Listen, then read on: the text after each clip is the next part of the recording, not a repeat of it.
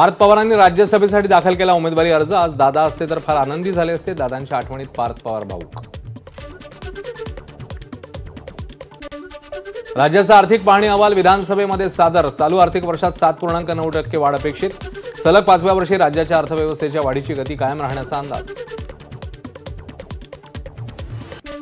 कोल्हापूरच्या शेंडा पार्क परिसरातील आयटी पार्कचा मार्ग मोकळा। आयटी पार्कसाठी एआयडीसीला जागा देण्याचा राज्य सरकारचा निर्णय। पार्कसाठी सरकार देणार 34.36 हेक्टर जागा। मुंबईतल्या वायू प्रदूषण आसपासच्या शहरांमुळे मुंबई उच्च न्यायालयाने नोंदवलं महत्त्वपूर्ण निरीक्षण। प्रदूषणावर उच्चस्तरीय समितीला 1 महिन्यात अहवाल सादर करण्याचे न्यायालयाचे आदेश। मुंबई विमानतळावर नमाज पठणासाठी परवानगी नाही। सुरक्षेची कोणतीही तडजोड होऊ शकत नाही म्हणत न्यायालयाने मागणी फेटाळली।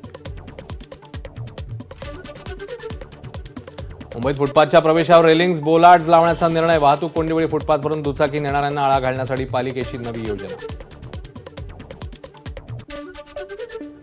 जोडीदाराला प्रतिवादी करण्याची संधी न देता केवळ व्हॉट्सअॅप चॅटच्या आधारे घटस्फोट देता येणार नाही। घटस्फोटाच्या एका प्रकरणात मुंबई उच्च न्यायालयाचा महत्त्वपूर्ण निर्वाळा। नाशिकच्या कौटुंबिक न्यायालयाने दिलेला आदेश रद्द।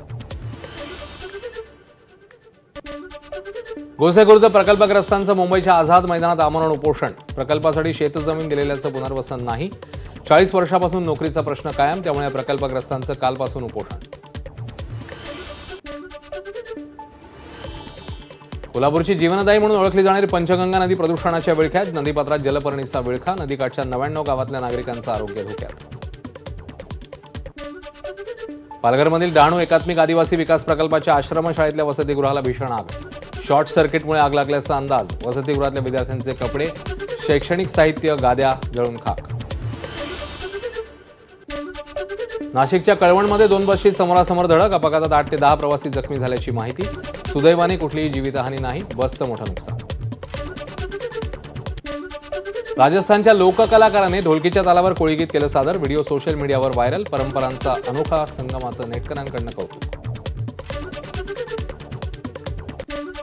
सालबर्डी या मराठी चित्रपटाचा दमदार टीझर प्रेक्षकांच्या भेटीला। अभिनेत्री पूजा सावंत करारी, निर्भीड आणि तडफदार पोलीस अधिकाऱ्याच्या भूमिकेत।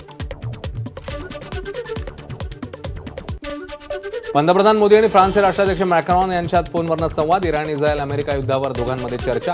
पंतप्रधान मोदीने एक्स पोस्ट करत दिली माहिती। मध्य पूर्वेतल्या तणावपूर्ण परिस्थितीबाबत चीनच्या परराष्ट्र मंत्रालयाकडून चिंता व्यक्त। संघर्षातील पक्षांनी नागरिकांच्या सुरक्षेची हमी देऊन आंतरराष्ट्रीय कर्तव्ये पाळली पाहिजेत, चीनच्या परराष्ट्र मंत्रालयाचं आवाहन। दक्षिण इराणमधील बुशाहरमध्ये इराणी लष्कराच्या दारुगोळा डेपोमध्ये भीषण स्फोट। मोठ्या प्रमाणात नुकसान झाल्याचा अंदाज व्यक्त। स्फोटाचं कारण स्पष्ट।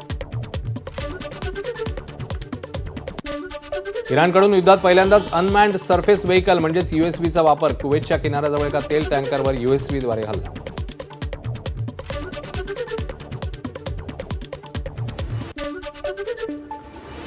या होत्या वेगवान घडामोडी। इकडे एक छोटासा ब्रेक, लगेच परत येतोय 10:10च्या बाद।